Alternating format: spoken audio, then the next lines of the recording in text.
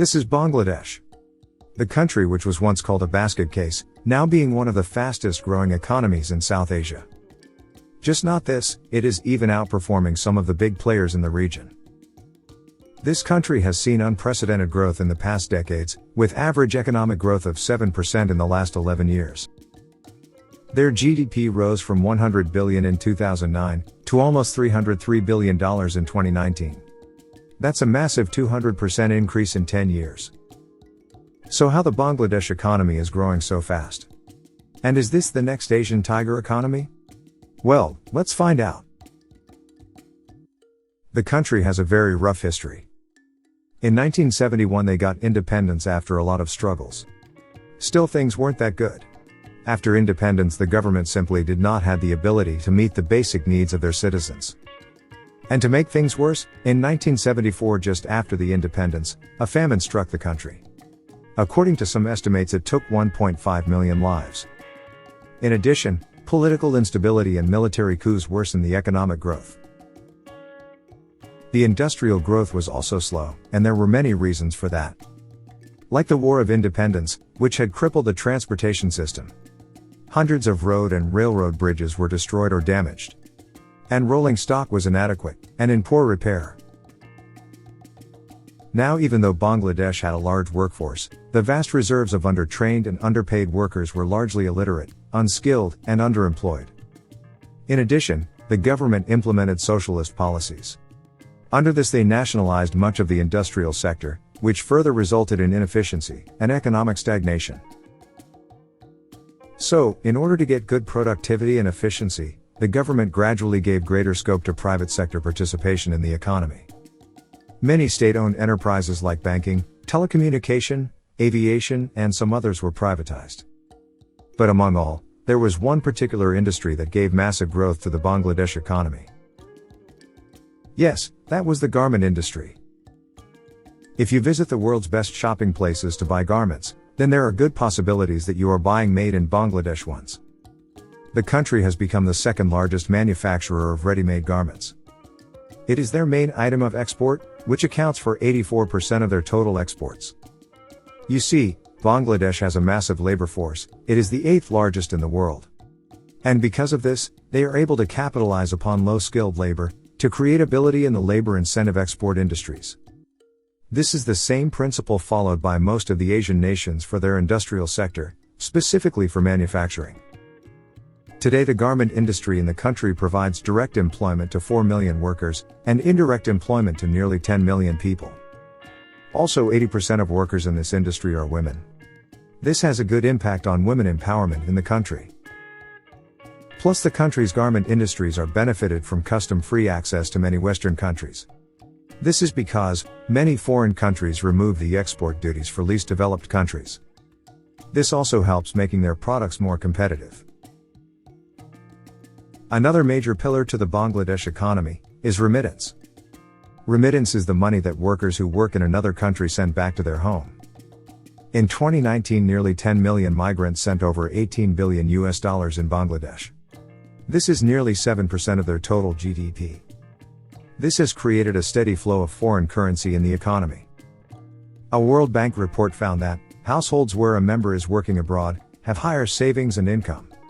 It showed that their monthly income and savings were on average 82% and 107% higher respectively than normal households. Research has also shown that remittances have made a positive impact on the Bangladesh economy.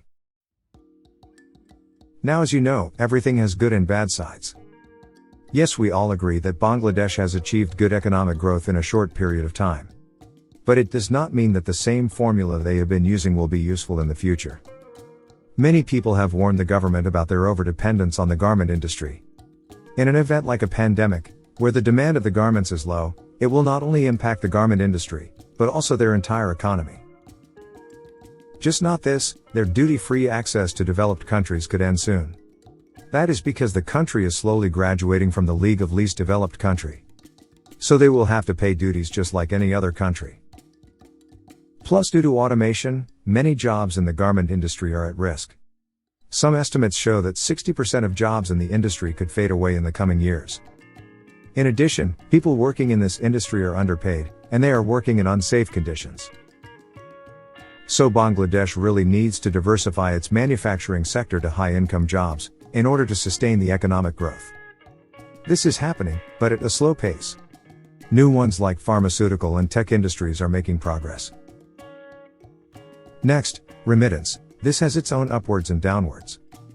On one hand, remittances can be used for consumption and investment, which further stimulates demand for goods and services, as well as contributes to the financial development. On the other hand, it can create dependency on recipients, and cause real exchange rate appreciation. This adversely affects domestic production and export of the country. So high dependence on remittances is also not a good option for sustainable growth of the economy. All these challenges have a direct impact on the foreign direct investment in the nation. Last year FDI fell to 20%, which is bad for any developing country. Another major problem the country is facing is natural disasters. This is particularly hurting the agriculture and infrastructure of the country. The World Bank estimates that Bangladesh is one of the most expensive places in the world to build infrastructure because of its variability to natural disasters. It is estimated that natural disasters cost them nearly 2.2% of their GDP. And this cost is likely to increase in the future because of rising sea levels. So to get things in order, first Bangladesh needs to improve their policies for business. As of today, the country is ranked 168th out of 190 countries in Ease of Doing Business Index. This number is not so great, particularly for developing countries like Bangladesh. Along with this, they also need to focus on their infrastructure, which will also help to create more jobs in the construction sector, and provide good support to the growing industries in the country.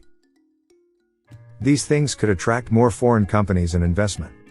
And it could help the country to move towards high-end manufacturing. Hence it will also help in diversification from the garment industry. Now even with all of these problems today, Bangladesh is a decent destination for trade and investments. With GDP per capita of nearly $1,900, it had even outperformed some of the big players in the region. Also, the International Monetary Fund has ranked Bangladesh as the 44th largest economy in the world, in terms of nominal GDP, and 32nd in terms of purchasing power parity. At the end we can say, Bangladesh has came far ahead by making its way. And still has good opportunities in today's post-pandemic world. So, we can really expect some remarkable growth by the end of this decade. Still, it is better to ask, what do you think about this country? Will Bangladesh be the next tiger economy? Well, tell us in the comments below. And if you really like this piece of content, then please share it with the world. We would also love to hear from you, what kind of videos you want us to create in the future. Thank you.